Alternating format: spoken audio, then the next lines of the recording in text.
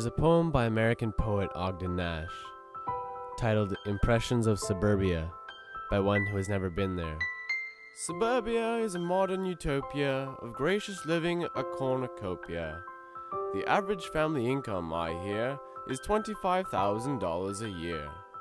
Station wagons adorn valleys and ridges, and the sports cars travel in swarms like midges. Here are gardens where no one weeds or delves, and should furnace or freezer act less than dandy, there's always a quaint old handyman handy. The summer weekends are always cool, round the barbecue grill and the swimming pool, and in winter the family hovers in glee o'er the hi-fi set and the color TV. With the joys of nature in such propinquity, there's an absence of juvenile delinquity. The children, each home has 2 1/3, are the kind that are seen and never heard. So at nightfall, instead of the city's turbulence, you hear a kind of soothing suburbulence, as the young obediently hit the hay, and the parents drive off to the PTA. Such is my vision of suburbia, where I'd rather live than in Russia or Serbia.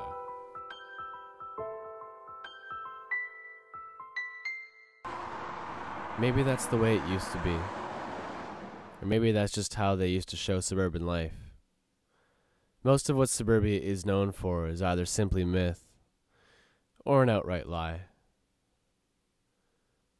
Whether or not suburbulence is a made-up word doesn't matter. There's no such thing. And there is quite a bit of juvenile delinquency. In the suburbs, while there isn't any loud traffic on most streets, there are plenty of drunken, stoned teenagers at night, above and below the legal age, either causing trouble or getting tickets for being in parks after dark. So much time spent traveling around.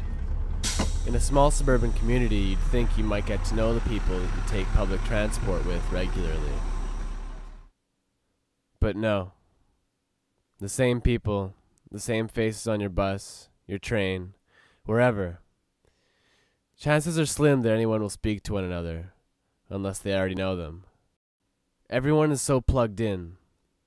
iPod, Zune, PSP, DS, MP3 player, CD, Discman, Walkman, whatever. As long as everyone has their own space, nothing's wrong, 'cause that's what suburbia is all about. Space.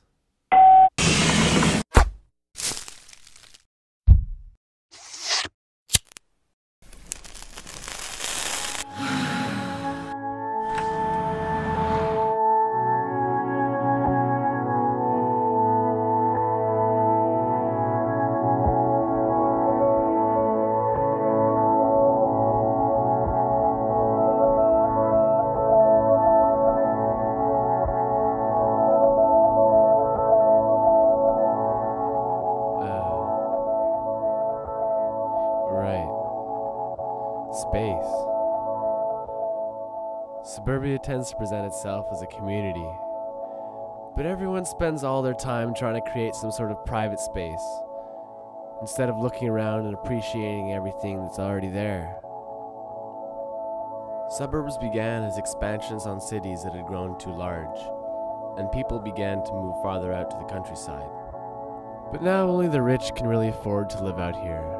And all that really teaches is that money buys everything. If anybody ever said money can buy happiness, I'd bet you they lived in the suburbs. People keep their lawns so pristine, no matter what. It's disgusting. Somehow suburbia presents the reality that your life is only as perfect as your lawn.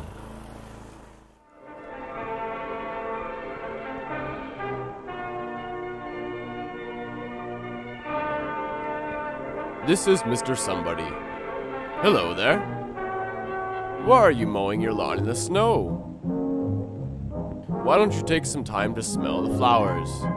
Or go meet your neighbor? How much do you really know about your neighbor?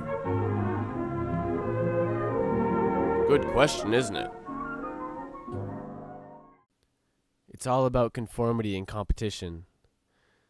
It's become less about what you've got, and more about what everyone else has got, and that you don't got.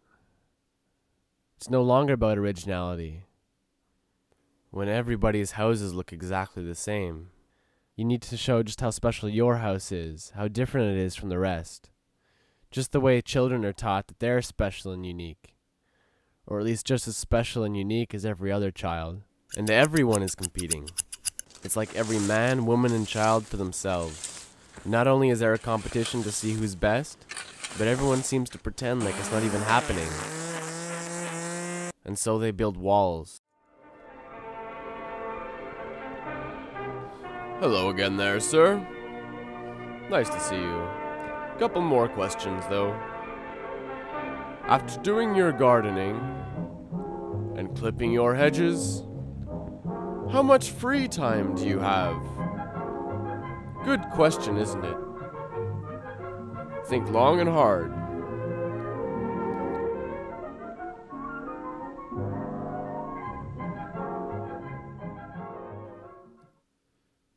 George Bernard Shaw said that property is organized robbery. I agree, but I'd say it's more like organized pacification.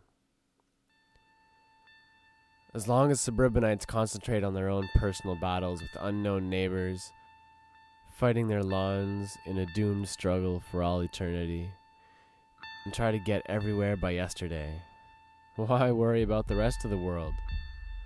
I mean, ignorance is bliss.